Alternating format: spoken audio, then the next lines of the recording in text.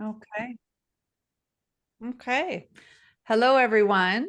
Thank you for coming again, those of you live with us and those of you watching the recording. We appreciate you being part of our psychosomatic conversations and part of our community as we grow it and expose people to a different way to see themselves and experience who you are. And today is a second part series in our face reading dynamics of relationships series, which will be fun. So as we begin, I just want to recap. Last time we did talk a little bit about face shapes and a few prominent features. We did a few mini face readings. We'll probably do a little bit of that today if anyone is feeling brave, that we can look at your face and talk about it a little bit. And then we'll also we'll show you some face splits today so you know what that looks like and how we analyze that. What are the pieces that we're looking at? Because I know, Britt, you probably haven't seen that. So that way you'll be able to see what a face split is and why a face split would even be done. So welcome. Hello, Lynn. Welcome, Lynn. Welcome. So Sean and Linda, I'll let you say hello. Go ahead. Yeah, so welcome everyone. Face reading is one of my all-time passions in psychosomatic therapy. So delighted to be sharing this series with you. There's different styles of face reading, and one of the things that we work differently to other styles of modalities is how to assist people that are out of balance return to their natural gifts. And for many people, they really don't have an awareness that their gift is something that not everybody has. So hope you enjoy today and get some really good insights out of today. Sean. Thanks, Linda. Thanks, Christy. Mm-hmm. I'm looking forward to today. This is always lovely to have a back-to-back session where we're extending on something because it kind of deepens the work.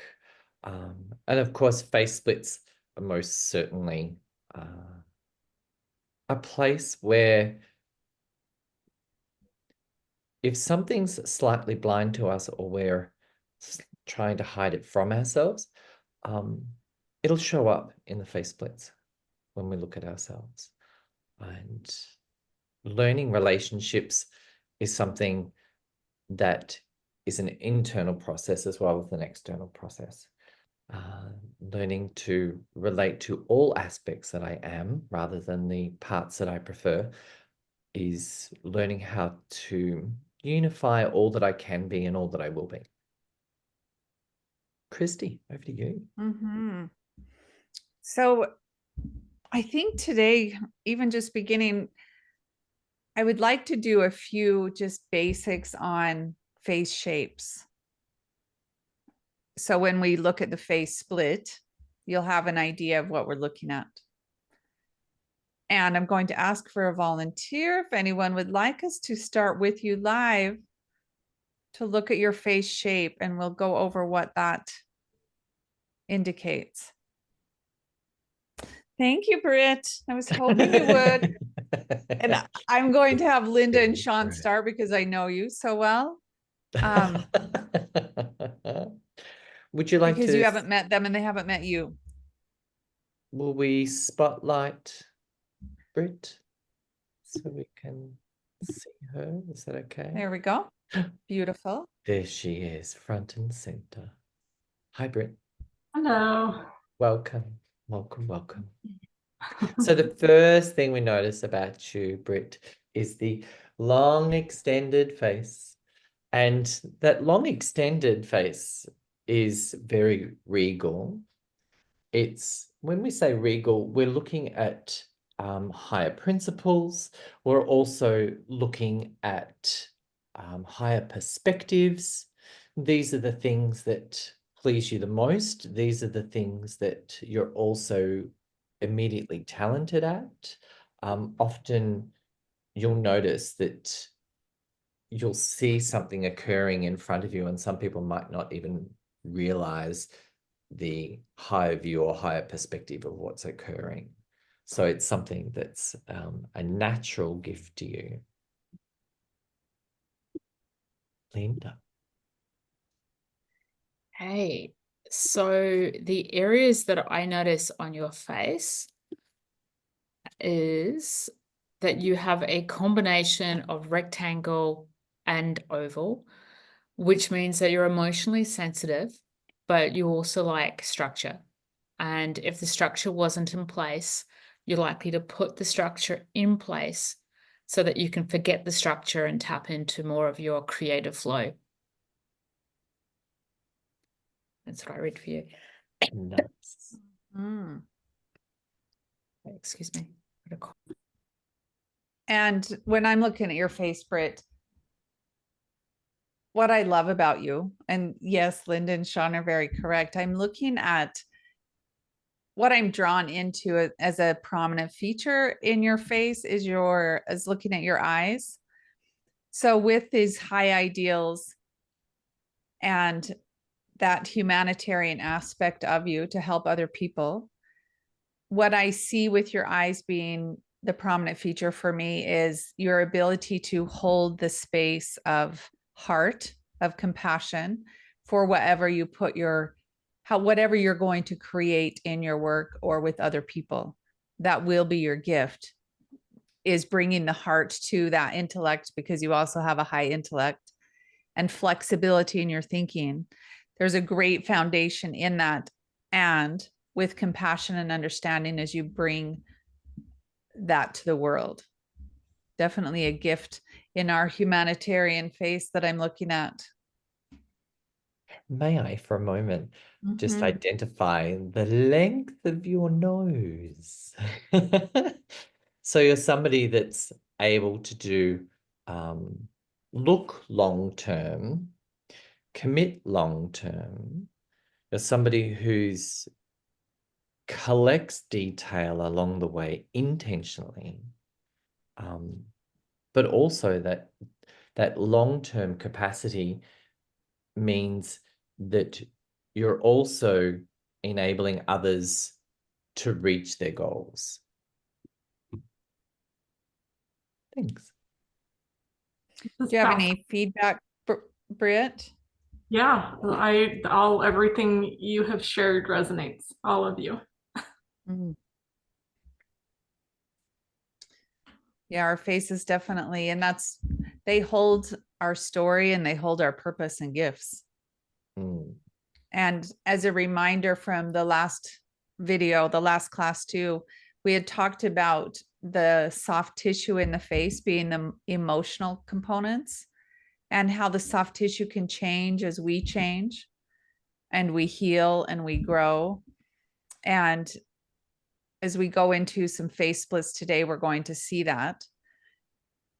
And the bone structure is part of the thinking mind, more of the masculine. So we're looking at both components as we're reading a face. And the 3 zones, Linda, do you want to go into that while we're looking at her face? Sure. Or on the slide? I think we might as well. So, Britt, as we're looking at your 3 zones, from a 2-dimensional perspective, meaning front on, we do need to consider it profile, but from front on, you've got 3 very strong zones: mental, emotional, physical, with perhaps the emotional being slightly larger, but 3 very good zones. So you've got a strong ability to think it, feel into it, and action it. And that for many people is a really huge strength. The challenge can be with the people that don't think, feel, and action quite as fast as what you do. Yes, be patient with them. Be patient with them. Yeah.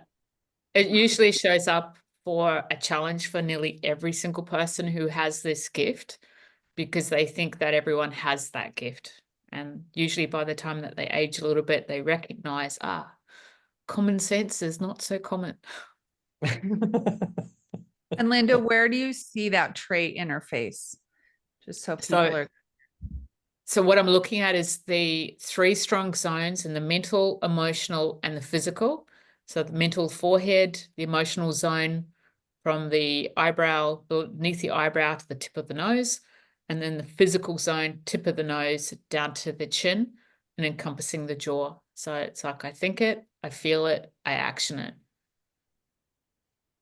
And And when you, because her zones are pretty even, yeah, that's what you're saying, is that's easy for her to put her thoughts and feelings into action.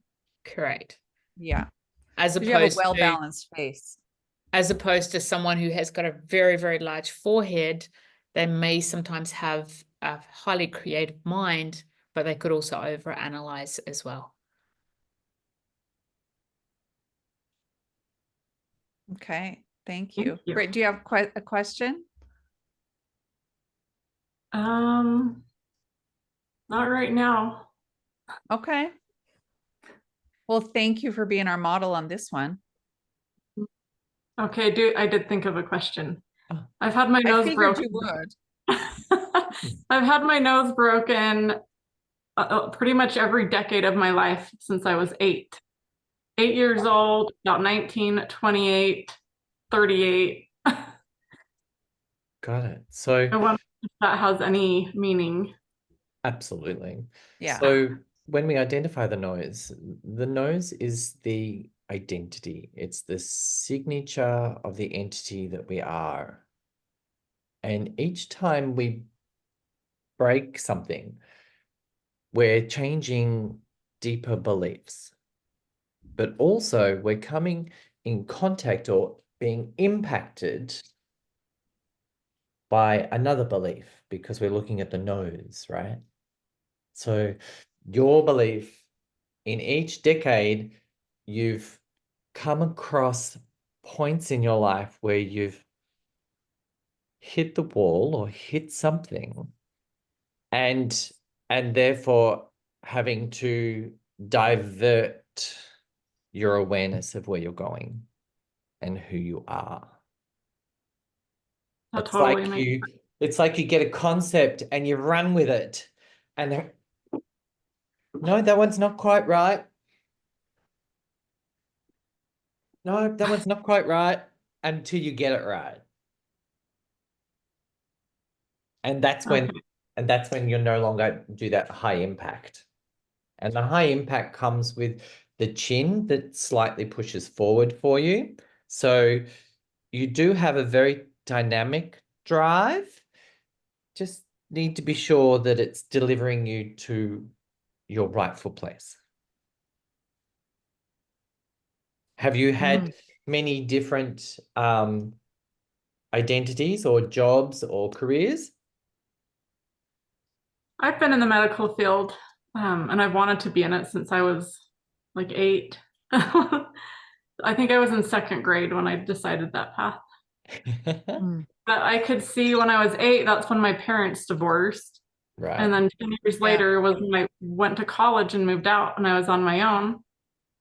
The next 10 years was when I had a child. And then the next one was when I was getting ready to leave my marriage. All major turning points, right? Yeah. All major turning points. I hadn't thought of that in that light before. So that was pretty cool. Life-changing. Yeah. Redefining. You're now going that direction.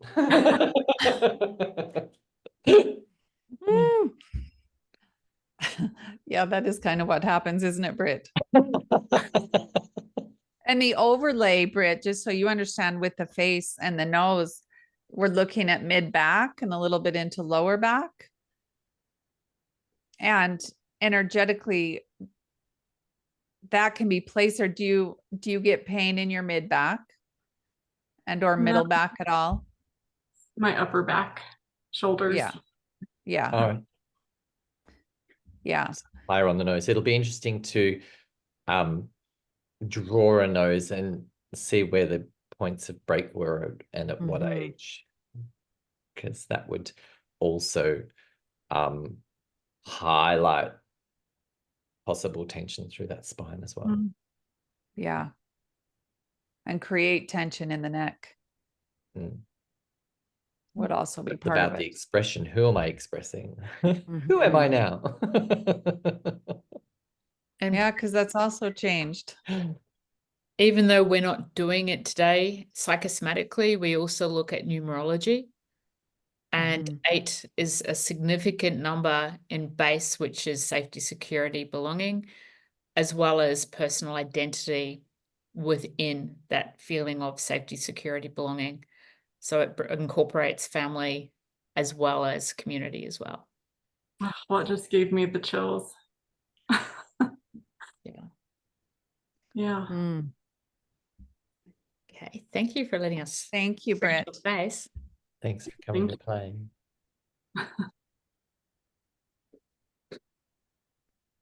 I think we should look at the slides and take a look at the face shape in the slide. Great. Maybe do a little back and forth. So let me share my screen.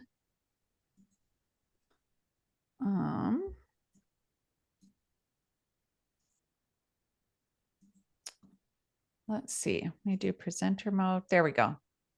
Can you see my screen? We can. Excellent. Blobs on it, but that's okay. There's blobs on it. Yeah. Hmm. Grey blobs.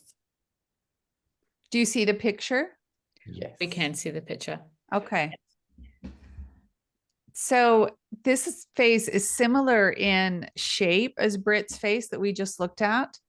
We're looking at the longer face, as you can see. It's interesting that it's similar. That's helpful to teach this piece. Mm. We're looking at someone with very high ideals. The longer rectangular face, that person holds more of the humanitarian traits in them.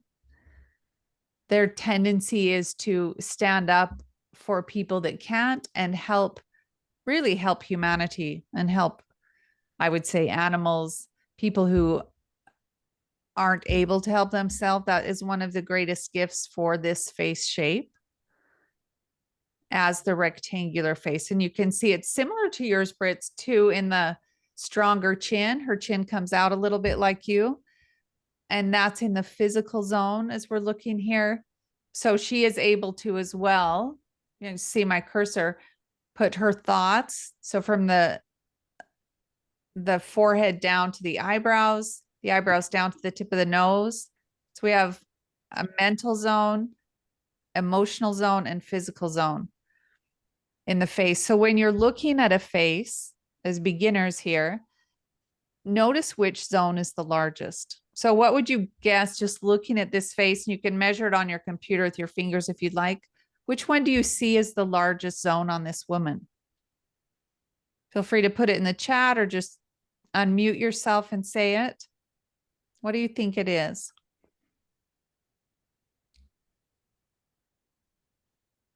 Mara's going mental. I don't mean you're going mental, Mara. That's not what I mean. Did you put it in? Okay, I don't see the chat. Did she put mental? Yes, Britt also Yep. put mental. And That's from what the I front, see as well. and from the front, I'm going to agree with that because we Yeah. don't really see the profile. So we don't necessarily know the depth of each zone. And so with this, with the mental zone being the largest, one of her gifts will be her intellect. And with face reading, sometimes the gifts and challenges move together. The gift is the intellect. The challenge for her can be to be too mental sometimes and overthink versus moving it through her. So every time we have a gift, there's also a challenge. And the part that I love about psychosomatic so much is you're moving in between both. So if you know your gift, like Britt, you're a good example. Your gift is that humanitarian nature to put your heart into whatever it is you offer the world with your work. And the challenge with that can be, in a different way, overdoing, overgiving in this humanitarian face and learning boundaries about what that is.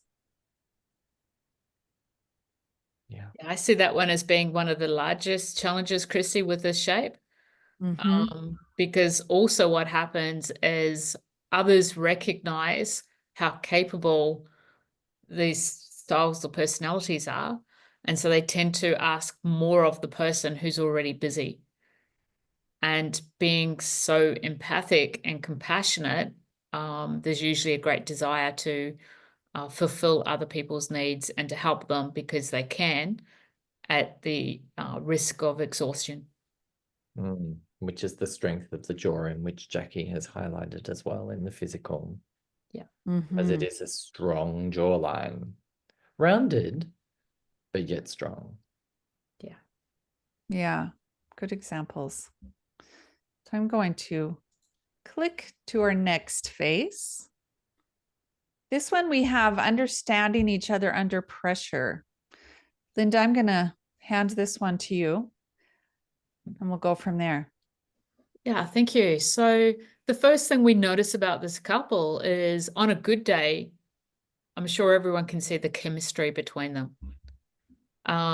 But it's not so much about how they're going to be on a good day, because on a good day, they're going to be absolutely fine. How would they show up when they're under pressure and on a bad day?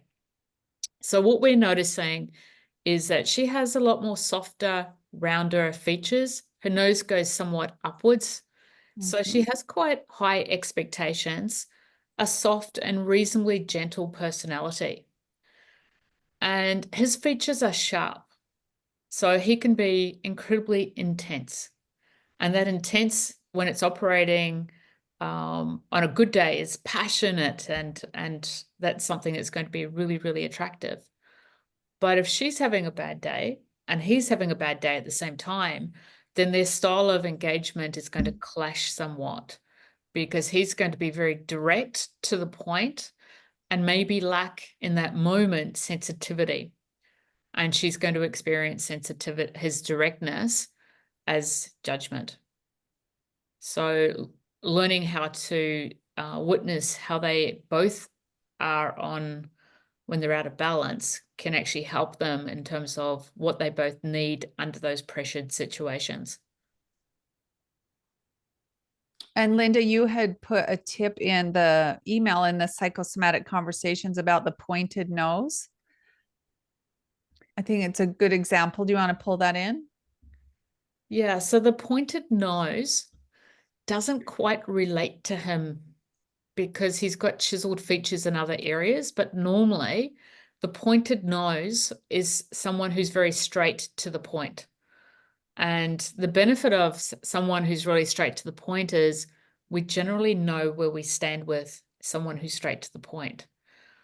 If there are other softer features within the face, then there can also be a learnt experience where you naturally learn diplomacy and how to tone that down. But with his other sharper features, I think he may not quite learn that the same way. It might take him a little bit longer to learn that skill. But for someone who has, say, as an example, Britt, your face, you've got the nose that's straight to the point, but your features in your lower part of your face are really soft and gentle. So even though you can be very direct and straight to the point, you're also got a high level of diplomacy. And I think if we were to ask Britt, she would recognize that as a learnt skill rather than her natural skill, because her natural skill She's nodding.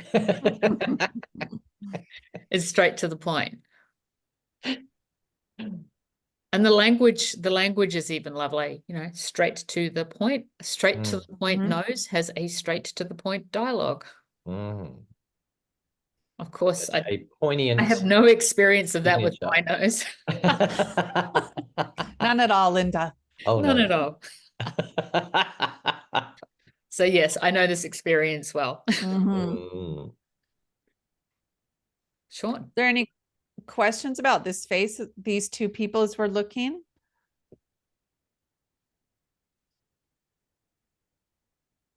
I find it interesting looking at both of their foreheads foreheads. He seems to have a heavier brow and she seems to have a higher memory lobe. Like just looking at their two different foreheads, that she comes across to me as one who's going to hold that long-term memory where he's going to be much more in the moment.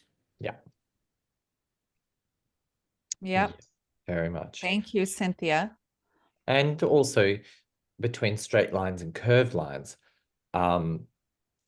he could be quite factual at times, and yet she will be more open to nuances of the emotional nature. So as you're in this community, we have some people that have been in psychosomatics for a long time, some people who are brand new. So this is for the brand new people. When we're looking at faces, like Sean had just said, the softer lines that you see, she's a really good example, versus the sharper lines. She's going to be more emotional based on the softer lines. Just want to keep it really simple. And he will be more mental based on his sharper nose, the chin, the brow. And so the communication will be different. Part of the reason why we're doing this course is so you can better understand the person in front of you as well as yourself. We assume sometimes that people are going to communicate like we do, and they're going to understand things like we do. And that's not the case. And so in this picture for the couple itself, that conflict will come up, and it does help to understand why it might and what is your response to the conflict. And can you make space for it? Yeah, resolve is not the version you think you have. And when we're talking about mental, what we're referring to is like analytical, factual, observational. So it's kind of very much that left brain conversation as opposed to the right brain conversation, which she has more of. And sometimes that can be very challenging when two people are upset coming to a communication. And that's where psychosomatics gives us different tools and understanding in relationship to, I think, create more space for ourselves and them. Yeah, absolutely. Yeah. Absolutely. That To is- know that I don't need to be locked into the automation of the forms that create who I am. I can actually be quite flexible in my approach in many different aspects due to understanding the options. Yeah. And so in the psychosomatic process, if we were working with both of these people, we would be working with her in a way that she would learn how to hold herself when she's distressed. She would learn how to be with the distressed part. And he would learn how to slow his mind down so he can actually take a pause and feel more into his emotional presence. Because he operates so fast that he can sometimes skip some of the emotional presence. Which is probably why he chose a woman with more curves, Absolutely. let alone what might be under the beautiful curves. couple. They complement each other well. I remember having some students that look like this, and one of them asked, how do you think this I'll go in a relationship with this? She showed me a photo of this guy, and I said, if you can get through the challenges, it's going to be a fantastic relationship. There will be some ups and downs as you learn to navigate each other's style. So they're still happily together, I'm pleased to say. They got it. Well, and I think in my experience too, Linda, with that, the more I began to learn about face shapes, the basic part of that in relationship, it's so much easier to have conversations as you explain to them about their face shape and so one isn't above the other, but to say, this is what I learned and this is what what this shape indicates. And it really creates more curiosity, which is the idea of who am I and who are you? It really opens us up in more compassionate way. Okay, I'm going to go to our next slide. Another couple. And here we also have her softness. We see quite a bit of softness, especially the full lips, the cheeks, the nose. And when we're looking at his face, the brow's not quite as strong, but it's still strong, and his eyes are pulled back a little more. The more the eyes are pulled back under the brow, they will take a little bit more time to process emotions and express them, versus how we look at her eyes in her emotional area. We can see almost her whole eyeball. We can see her eyelid. We can see in that emotional zone how far back. So all the way back, how big this area is for her, that she connects through her emotions. And it's important for her to express them. And if we look at his, it's hard to see with his hair, but he also has a big emotional zone, but hers is much larger. So that will be very important for her as she, as they're in relationship. Go ahead, Sean. Yeah, part of the key, when we look at the bridge of both of their noses, they're so incredibly different. Yeah, hers is open, elongated, curved. We see that with his, there's a lot of bone structure and the shapes are quite sharp and rigid up into the brow. So there is a lot of internal thinking for him, which is very different to her open embrace that she has. So her sensuality versus his intelligence is what may often show up for these two. Because a nose that has a very strong bridge like that is somebody that takes great pride in what they think against how they're feeling. Yeah, so they've both got different strengths, complementary strengths. And again, looking at these two when they're out of balance, for me, what jumps out as well is the bottom lip, his bottom lip protruding somewhat. Yeah. So on a good day, and probably for most of the time, communication is going to be fine. They've both got really good quality lips. But with the protrusion of the bottom lip, on a bad day, he's going to be a little bit more lippy. He's going to use words as a deflection. He's not actually going to communicate how he truly feels, but he might say things that he actually doesn't mean in that moment. And we quite often associate this with disappointment. And the disappointment and the habitual process of this goes back to childhood. It's a little bit like the childhood pout. So within it is going to be a similar experience to the pout on a bad day. And she may find herself not having tolerance for that pout on a bad day. Because she's going to want to communicate and be heard and not receive the deflection. And restore the heart. Yeah. Yeah. And I think we can share this piece with the lips too. When we're looking at someone's lips, the upper lip represents our inner world. The lower lip represents our outer world.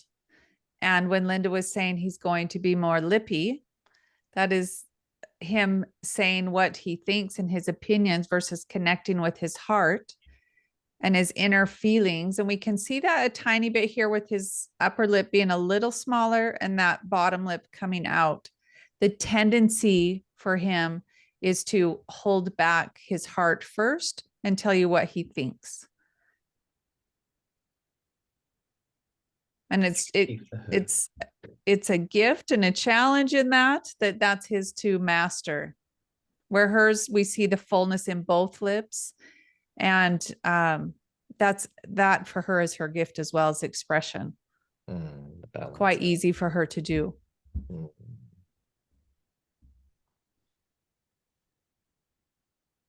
Great. Anything else you'd like to add on this one before we move on? Good? No, Okay. I think we can move on. Thank you. I'll move to the next one. So here we can clearly see this might be a bad day. And with the energetics of how everything changes in us as human beings when we're upset, we can see a turning away from. We can also see and sense the setting of the jaw in both of them. And so as we're looking at the faces, I'd like you to notice, just take a guess too, if we looked at the shape, even though it's a little bit angled, if we bring it back to the shape, what shape do you notice in these? Let's do the woman first. What shape do you notice in her face?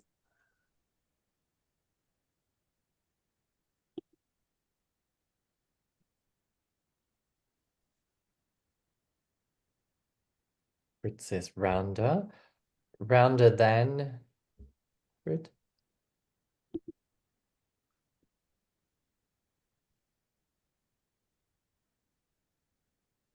Great. What does, I can't see the chat, Sean. What does it, Oh, what did right. she Got say? it. Sorry. Brit is saying rounder, square-ish, but rounder. And Mara says rectangle. Mhm. And Savannah says she has a strong chin. She does, Savannah, doesn't she? She does. And when we look at the shapes near each other, we know that his shape is much more elongated and it's softer around the jawline than hers. So those strong lines and chiseled appearances is somebody who's going to be quite adamant about what they know and how they're feeling, and also what needs to be done. And yet for him, it's going to be up the other way, isn't it? Because we see the curve underneath his chin, much softer, much more gentle, but we see the intensity through the top of his forehead. So he's going to be a bit more internalized before he comes forward with his awareness or his concept. Mhm. Yeah, And we straight also lines see, versus curved lines. yeah. And I'm looking at his eyes sitting back under the brow as well, quite a bit. Hers are come out a little more. So his tendency for waiting a little bit, checking in with his heart before he expresses it will be there.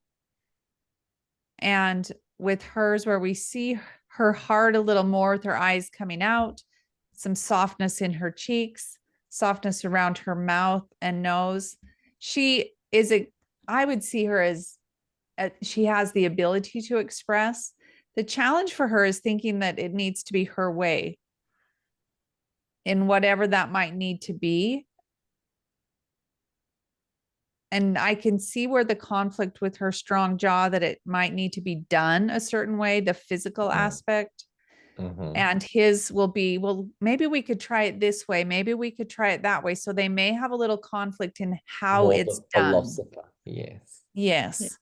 And it might take a little bit longer time for these two to come into consensus with whatever the issue is. And you'll notice at the top of this screen, we kind of said, we know that we can see, everyone can see on a bad day that they're clearly having a bad day. But helping them take a look at what that looks like on a good day is part of how you would work with them, how to remember each other's strengths. Because the beliefs that they're holding, what we're looking at is two people that feel quite misunderstood. They're not hearing each other. And part of that tension that we see in her jaw means that while she has the capacity to express, she's also clenching down, which is changing the natural shape of her face. If you might just bite your teeth together, you'll see how that can change more into that tense, holding back. So there's a level of frustration here with both of them. And it resides in different places in their face and therefore resides in different places in their body. Yeah. Mm-hmm. So I quite often find that with, particularly with the lady, I find that this particular look goes with being over accommodating to somebody's needs and losing a sense of self along the way, and feeling like they have duty and responsibility, but that duty and responsibility is often self-imposed, based on the shoulds of what somebody should do within a family dynamic. So when you start to work with them and challenging some of the beliefs, it opens up different possibilities for how life can be. And obviously working as a couple is better than just working with one side. Beautiful. Yeah, and as I look at their expression too with their lips, we can see, remembering that is how they express, and we can see both their top and bottom lip. Hers is a little bit stronger than his. So there again, she may tell and express more around her mind. And he will probably still will take him a little bit of time to express. But as they express, that softness will come back into both of their mouths. And I would say their eyes as well. On a good day, you would see more softness in his face on a good day versus that holding pattern of around the mouth, and both of them have it around the mouth and the jaw. Yeah. Because they're actually quite a powerhouse couple. On a good day, when they're feeling really vibrant and good, they have like so much ability to make things happen, both of them. Yeah. So when they're on the same page, they're a powerful team. And they get stuff done. They get stuff done. It's just how do they reconcile the differences for some significant life events. Mm-hmm. And we know the difference between, and this is one of the really interesting things within face reading, psychosomatic face reading. We know the difference between having a bad day, between having a bad period of time in life, because we're looking at habitual facial patterns that tell a story over time, as opposed to a micro expression that's in the moment. So we're looking at the thousands and thousands of times this micro expression has been done that starts to change some of the features on the face. And that's really what we're looking at here. We're looking at a longer term pattern, medium sort of term pattern that is more than just like a tweak. It's really taking a look at challenging some of the ways in which they traditionally operate. Mm-hmm. And that you're seeing in the jaw, Linda. I'm seeing it in the jaw. I'm seeing it in the heaviness of the eyes, and just the tissue changes in his mouth, just like the whole combination of the eyes, the mouth, the jaw on both of them. Okay. It's helpful to identify that as we're going along. Yeah. Okay. So on her right eye, you'll see that she has a lot of tissue, literally the tissue fold coming over her right eye, on the other eye. Yeah. The other eye. Yeah. Yeah. Yeah, So, right there. so that's not a momentary expression. That's basically over an extension. She's working too hard. She's, putting her all into things. And that's part of where the frustration comes from.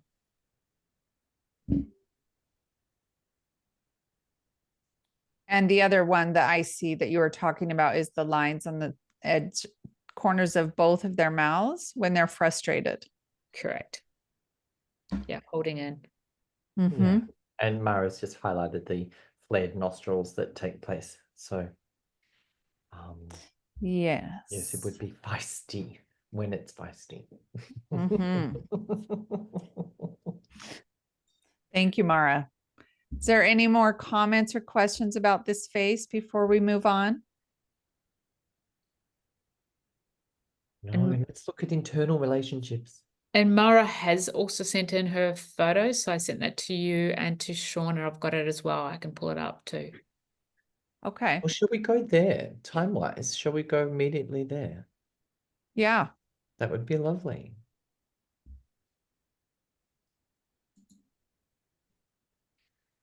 So the question of secret lines, the secret lines usually are a line that's, if you take a look at the lips, there's usually a line which is about 1 centimeter in dimension, and it's on either side of the lips, and it's a pulling in. And it can sometimes present as like 2 hollows at the side of the lips. So it's like holding in on the right-hand side, it's holding in other people's secrets. Holding in on the left relates usually to holding in your own secrets. So there's like a slight grimace that happens, and it creates a indentation there. Yeah. Christy, are you pulling up, or you wanting me to pull up? If you have it, Linda, go ahead and share. I haven't looked at my email. Just That's pull it okay. up. Okay, sure. Thank you, Linda. There we are. Thank you, Mara, for sharing this.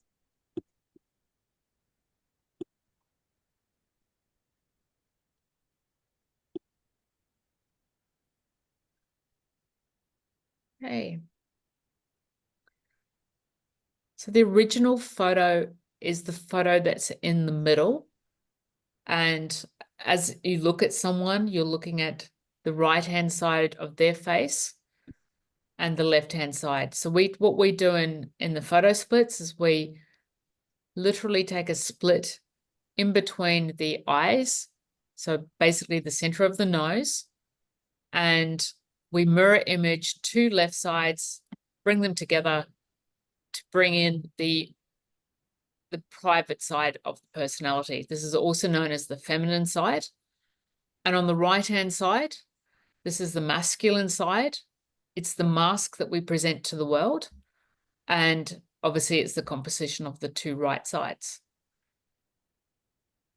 And so what we're looking at is how different do you present to the world versus how you experience the world. And Sean, I'll hand over to you. Sure. I know you love this part of face reading as well. It is one of my favorite things. Because so often we can feel somewhat lost, or we can feel trapped in our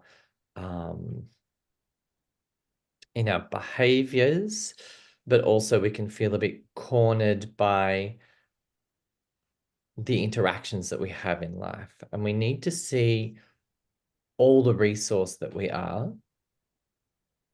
because the right composite, being that external self, the mask that we offer the world, but I call them the receptionist. Yeah, it's who we often show up as first. Yeah, so if somebody comes to my company, they're usually going to be greeted by that right side. And that's a natural, unconscious autonomy. So when we move across to that left composite and we move across to the internal side, we get to see who we are for ourselves, or how I am currently experiencing being me. Sean, sorry, do you mind if I interrupt you for a second? Yeah. I just have to point out, I would like to point out that Mara's faces are looking really great, Mara.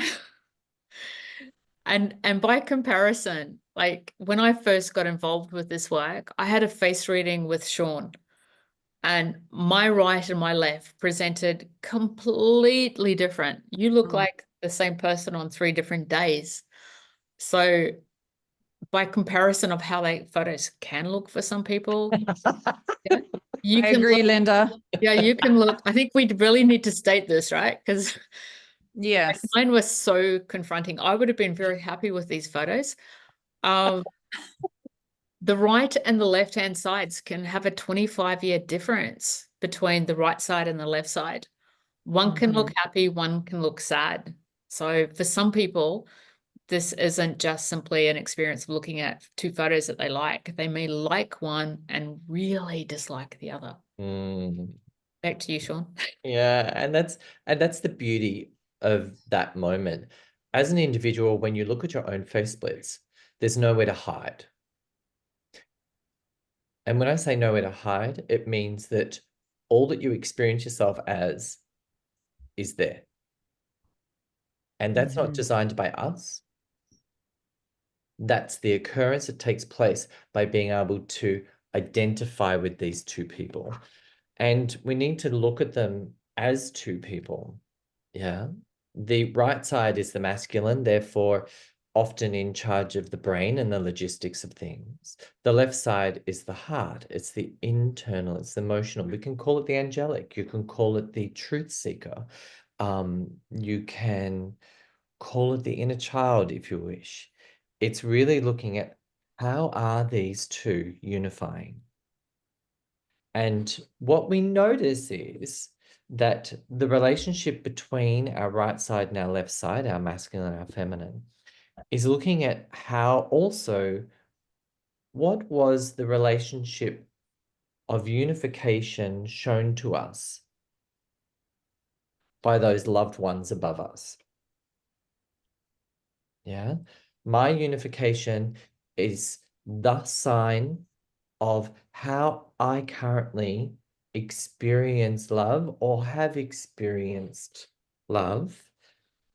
But love is that bond between that protects us and encourages us. So we're looking at how Mara brings that together. Can we borrow you, please, Mara? Of course. Thanks. We can leave the splits on if that's okay, Linda. You want the splits on? Please, is that okay? No, I won't take those. Gonna wonder where they went to. It disappeared. And Sean, did you see that they were labeled differently? No, The they're one like- labeled the left is her right, Oh, so just so you're aware. yeah, that's the original Yeah. way that we did it anyway. that is the correct way, Christy. They are labeled correctly. They feel as if they're opposing because if you're looking, the right is on the left-hand side and the left is on the right-hand side. But when we look at the face that's in the center, we're looking at the right-hand side of her face is the right composite, and therefore it's on the correct side. Okay. Mara, would you like to tell us a small snippet of each of these women?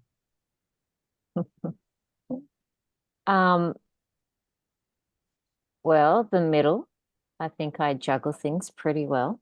So I've got to stay on my toes. Yep.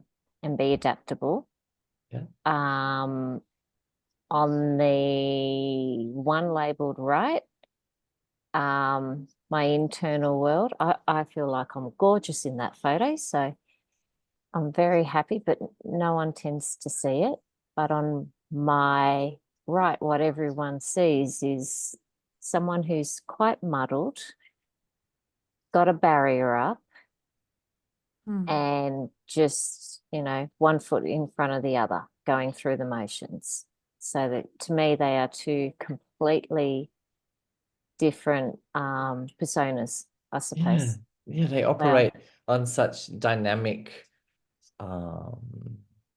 their balancing skill is remarkable, right? Because we have one that swings one way and one that swings the other way. Yeah. And the part of the purpose of the face splits is so we can see that left composite. Yeah, people are so concerned about who we are in the world when actually the gratification of my life comes from the left composite, from the internal world. And when we can see how does my external self care for and look after my internal self, how does it encourage it? How does it become the commitment that delivers my internal world into the world? That's really what we're looking for. I must be doing something right on the external because I feel quite relaxed and calm on the internal. It's a good little balance. I would great, say Mara. so. Well, and your face looks pretty balanced to me in this, Mara, too. Yeah. It really does. I can relate with Linda. My first face split, my right side, and I don't have a square face, was square and really large. And my left side was just a tiny, tiny point. And it was so fascinating to me that it could be extremely different. Mm. And the Thank you. expression of what I think people experience me as was probably that really over mental and burned out. When I first started taking psychosomatics, I was deep in burnout, and it showed, and I wasn't aware that I was. Mm. And the face splits are so helpful because I could see the difference in it, and such a big message of how am I treating my internal world. I don't think I was aware or cared that my internal world existed, Oh, because that's just true. I was working, and that's where this is so valuable, to see a different perspective of how it could shift. yeah. Yeah. And the fact that shift, even in the recognition, you can have a face split done, you can have a reading done, and then you can have another face split done at the other end. And just bringing the two sides together so they're actually remaining in the same room rather than heading off in separate directions, leaving you unsupported and under-resourced and all of those other experiences that we have. It's really about unifying them. Sometimes I go, so if these two sat down and had a glass of wine together, how would they get along? And some people would say, what are they doing in the same room? Some people would say the conversation would last 30 seconds. Some people would say that there's a little bit of interest, but not a lot. So it's really looking at how we unify something. And that word unify is about bringing together. And the more unified we become within ourselves, that in itself accesses the natural resource of who we are. We suddenly go, I know who I need to be. I know who I'm going to be. I know who I am today. Yeah, rather than fighting the conflict. And this also starts really young, when, you know, kids put on a really tough persona and they may not be feeling that on the inside. So I think probably the most significant things for me was recognizing or learning that what the photos you have today can be so different in a really short space of time. So once you do the inner work, it directly reflects on the external of your face. And, you know, they used to advertise at the expos about like wanting a facelift, but they were really A natural facelift. natural facelift, but actually doing the internal work changes the vibrancy of the actual face itself. And people can really drop many, many years off their face by becoming more comfortable with who they are and how they express that. And when you're looking at two sides, you start to recognize those two sides are having two different ways of engaging in life. And when you learn how to notice those two parts and to do that with love and kindness and compassion, you create a safe place internally for life to be different for you. And that's when the internal world changes completely. And it also gives you healthy boundaries. Because how you care for your internal self is what creates your inner atmosphere. What a concept. Boundaries. And one other thing around just psychosomatics and face reading is, as you become more exposed to it, to remember that you as a human being have everything you need within your structure, your soft tissue, your bone structure, to do this life well. Whatever it is yours to learn, you have everything that you need to do that. And the coming into balance that Sean and Linda are talking about is, I think, part of the growth of being human is, what is the balance? What are my gifts? How do I integrate those pieces within me that I can't see? And that's where the face split is so helpful. Mm. We need to say goodbye to Sean at the moment. So Sean, thank you for joining us. Thank you, Sean. Much love to you all. See you. Thank you. So we're just going to ask if anyone has any questions, and then we'll wrap up for today. Mhm. Yeah, I do. Yes. Okay, so I want to know how you can read an old face like mine when there's like all of these sags and everything else. I mean, it's like, how does old age work in conjunction with face reading? Lynn, it works in exactly the same way. And sometimes people will say, hey, I've developed a few jowls over the years. But we see that in people that are 20. So it's not, sometimes people assume it's because they're older. For us, this also represents, it changes your face somewhat to potentially you might have been a little bit more squarer. But the thing that jumps out for you is you're very, very nurturing. And people will have trusted you because your cheeks are very full and vibrant.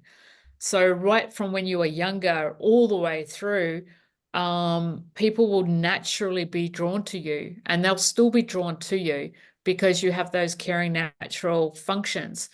But what the difference will be for you is you've actually created more support for yourself along the way. So you've really come into more of that that knowingness on the inside. So that's what we see. And your other gifts show up as well. Because what we're seeing is that in certain areas of your face, you have a vitality. So even though you have aged along the way, the vitality of your tissue is youthful. So that tells us how much you've actually enjoyed the capacity of those gifts. So we get an idea of what your journey has been like, and maintaining the characteristics of your natural personality. God, it's amazing. I mean, it's like, it's so on, just like the learning process and everything. Like when I worked with Christy over that weekend several years ago, I know I'm so different than I was then. Yeah. I just know that. But I've worked to get there. Yeah. Well, and you brought awareness to it, Lynn. Every time that you step into another piece of who you are, bringing the awareness creates that change. It's a witnessing piece of a part that we all have blind spots in that we can't see. And the choice to continue to step into self and grow and heal is what we're seeing as well on your face. And the body and the face, Lynn, are the story of no who we are. How much I sag. It doesn't matter. Okay. Your bone structure stays the same. And like Linda said, the vitality that we see in you is what we're drawn to, which is your heart space. That doesn't change regardless of any part of your face sagging or not sagging. Oh, yes, it did. It got bigger. Probably so, through your heart space, yes. And a lot more, probably looser and more fluid. Yes. Yeah. Thank you. You're so welcome. For explaining that. Yeah. I have a question. Sure. How would like a facelift, Botox, and fillers affect someone's face? Like, will that influence their personality and the way they show up? Well, yes, it can. And though, so if someone that has the two lines between the 11, they call them in the Botox world, the two lines between their eyebrows, though, that's also related to your expression and throat chakra.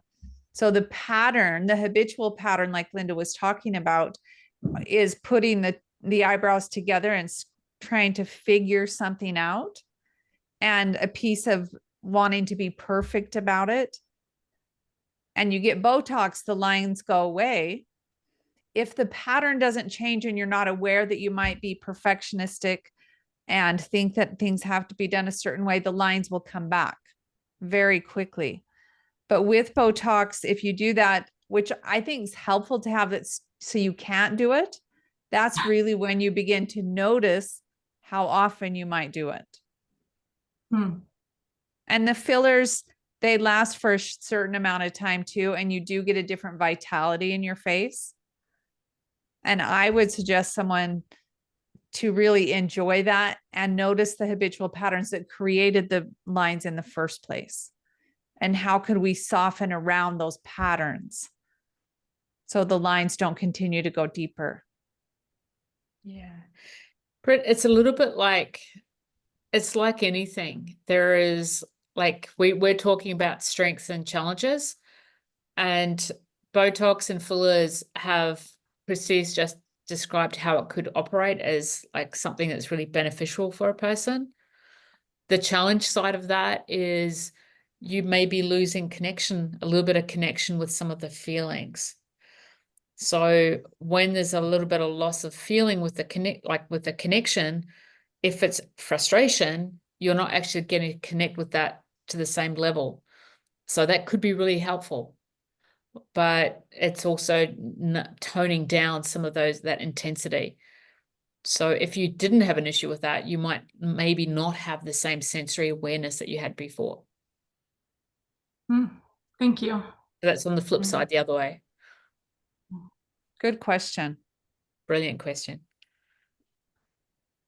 Okay, so it's been really lovely working with you all today, and thank you for coming. Oh, we have one more real Fantastic. quick. Jackie said, when the nose is off to one side, operate more from there. Can you rephrase the question, Jackie? Are you asking if it's off to one side, which side are they operating from? Yeah, so if it's crooked off to the right or whatever means they operate more comfortably from their external masculine side. Depending on which side Or it pulls away from. So the nose, how I look at that is which side is it pulling away from? So say it's pulling away from the masculine. For example, it might be challenging for them to perhaps set boundaries, take action, stand firm in what they believe. And or if it's pulling away from the feminine or the left, the challenge there may be expression of self, taking care of self, perhaps some pieces in the past, and especially the nose when we're talking about identity, some pieces from the past around how the identity developed might not have been looked at yet. That's how I see that. Linda? What I tend to do, Jackie, is to imagine two right faces. So even if you're looking at the person, just imagine that you can see the flip sides already in your mind. So look at the right. What would the nose look like if you had two rights mirror image together? And what would the left look like? So a really large right nose with the left-hand side being almost non-existent, they're going to be showing a larger than life personality out to the world, but internally, their sense of identity is going to be somewhat challenged. So that's a little bit of like the imposter syndrome that we might expect to see. And that's just one way that you might find it. Thank you. Mm-hmm. Okay. Well, thank you, everyone. We do have one more call in this series next month. We'll send you the email and we hope to see you there. And thank you again for joining us live and for volunteering today. We always appreciate live people, and it's nice to look at someone's face. So thank you for being vulnerable and sharing today. Yes. Yeah. Thanks, everyone. Have a great weekend. See you Take next care. time.